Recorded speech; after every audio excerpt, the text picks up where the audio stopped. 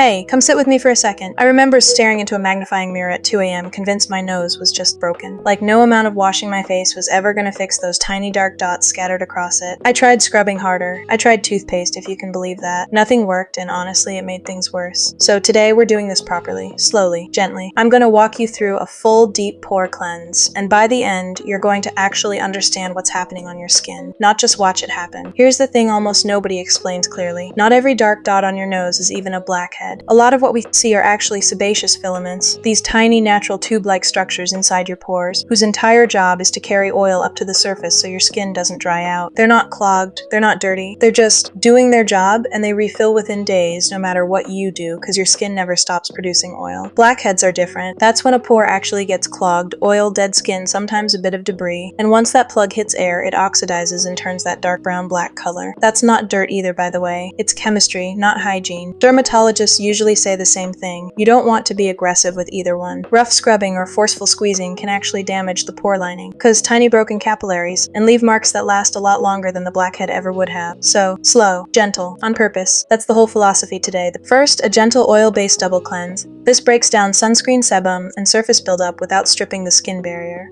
Then a warm compress for about 2 minutes, just resting over the area.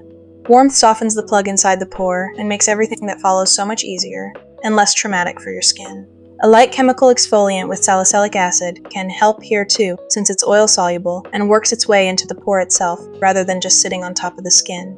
Tools today: a sterilized comedone extractor with a loop end, cotton pads, and antiseptic. If you're doing this at home, always sanitize your tools first. This part matters more than people think. The mine event okay, skin is warm, softened, ready. We apply even, gentle pressure around the pore, never squeezing directly on top, just coaxing it out, and there it is, that release. Not every pore cooperates today, and that's completely normal. Some plugs are deeper, some need another round of softening before they'll budge, and forcing it just isn't worth the damage. We work with the skin, not against it. We move slowly across the congested areas, nose, chin, sides, pausing to keep everything clean between each one.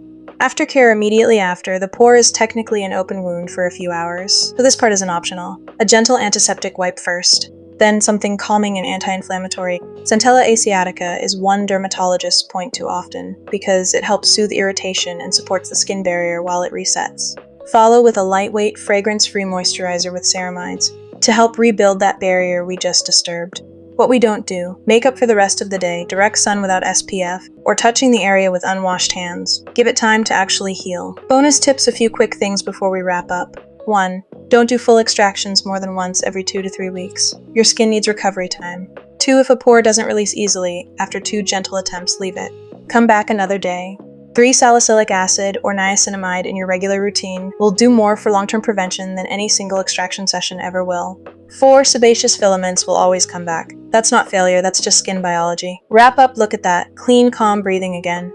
I know how satisfying this feels to watch, but honestly, the bigger win is understanding your own skin a little better every time. That's the whole point of this channel. If this helped, let me know in the comments. I read every single one. And if you want more of these slow, honest, no-nonsense skincare sessions, hit subscribe and turn on the bell so you don't miss the next one. And just a small reminder, I'm not a dermatologist, just someone who's done a lot of research and a lot of trial and error. If you're dealing with persistent or painful acne, please see a real dermatologist. They can help in ways a video never can. See you in the next one.